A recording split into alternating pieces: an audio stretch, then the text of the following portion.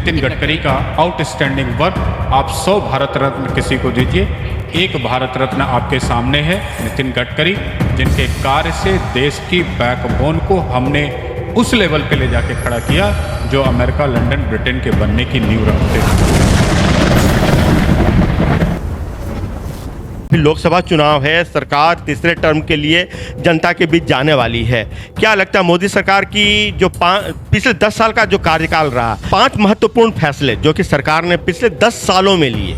देखिए, सबसे बढ़िया फैसला तो सुरक्षा में अपने उपकरण खुद बनाने की क्षमता को विकसित करना, ये एक बहुत बड़ा था। 370 हटा करके जो कामयाब तरीके से हटाया वो काबिल तारीफ है। और अलग अलग डिपार्टमेंट्स के वर्क हैं, जैसे नितिन गडकरी का आउटस्टैंडिंग वर्क। आप 100 भारत रत्न किसी को दीजिए, एक भारत रत्न आपके सामने है नितिन गडकरी, जिनके कार्य से देश की बैकबोन को हमने उस लेवल पे ले जाके खड़ा किया जो अमेरिका, लंदन, ब्रिटेन के बनने की नींव रखते थे कभी किसी कालखंड में, उन्होंने देखा।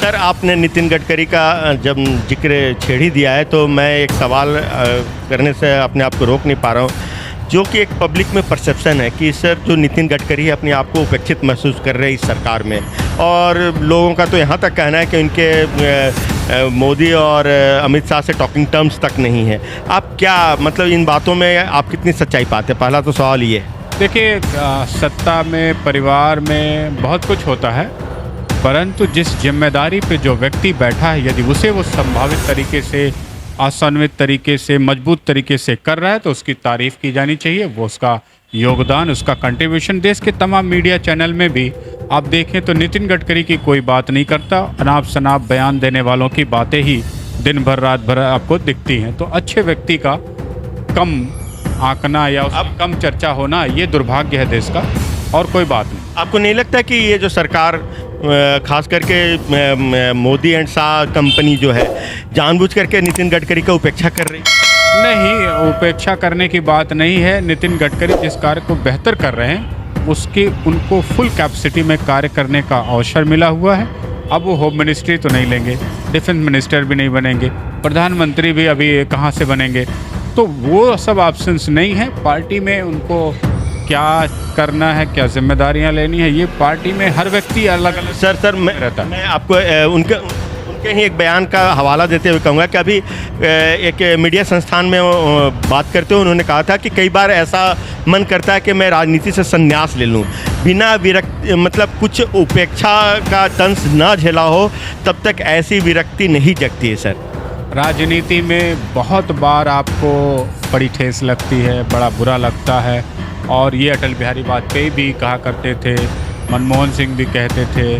तो बड़े पॉलिटिशियंस में कभी कभी ये चीज़ें देखने को मिलती हैं कि वो कुछ चीज़ों से नाराज़ हो जाते हैं, दुखी हो जाते हैं। ये कुछ पल के लिए मन में उत्पन्न हुई एक विचार होते हैं, फिर जब उनको शक्ति मिलती है, पावर मिलती है, पॉजिटिविटी मिलती है, तो वही देश की कायाकल्प करने के लिए लग जाते हैं। क्या आपको सर लगता है कि उनको मौका मिल पाएगा जब तक मोदी और शाह की टीम है? बिल्कुल मौका मिला हुआ है। जिस काम को वो कह रहे, मैंने आपको एक शब्द बोला, 100 भारत रत्न एक तरफ रख दीजिए, नितिन गडकरी को एक तरफ रख दीजिए, वो कंट्रीब्यूशन उन्होंने देश को दिया। वो तो सर कहते हैं कि जो अच्छा काम करता है उनको कई बार सरकार सम्मान नहीं करते हुए भी उनका हालिया बयान है। सर, कई बार मीडिया भी उसका चर्चा नहीं करती, समाज भी उसको उस जोश खरोश के साथ वेलकम नहीं करता, देश में उसके कार्यों का डिस्कशन नहीं होता।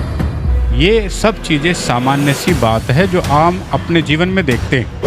इससे कोई फ़र्क नहीं पड़ता है। जो व्यक्ति निर्णायक होता है, जो व्यक्ति का जो उद्देश्य हैं वो उसके विज़न में क्लियर हों, तो मामूली से सपोर्ट पे वो बड़े से बड़े कारनामे कर दिखाते हैं। और इसी बीमार प्रदेश में उन्होंने वो कारनामे करके दिखाए जो आज 100 रत्नों के बराबर है। इसलिए कभी कभी व्यक्ति मीडिया की चर्चा से, हमारे आपके कमेंट से, प्रधानमंत्री के हाथ मिलाने से, गृह मंत्री के बात करने से भी ऊपर उठ जाता है।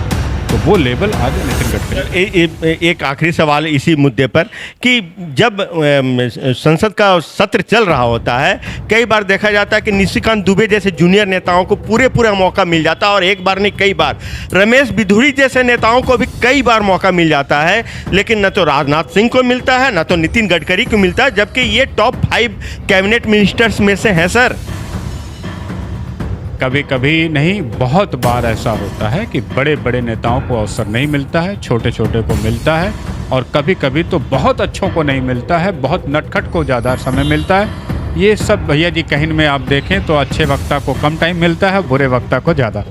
खैर सर, मैं किसी प्रोग्राम का मैं इस पर कोई वो नहीं करना चाहूँगा, बट ये कहीं पार्शलिटी तो नहीं है? सरकार जानबूझकर पक्षपात तो नहीं कर रही है? जब भी कोई धरना प्रदर्शन होता है, कोई कार्यक्रम होता है, कोई अच्छा बोलता है उसको कम बोला दिया जाता है, जो बुरा बोलता है वो ज़्यादा टाइम ले लेता है। ये सब नॉर्मल ऑब्जर्वेशन हर इवेंट में आपको देखने को मिलती है।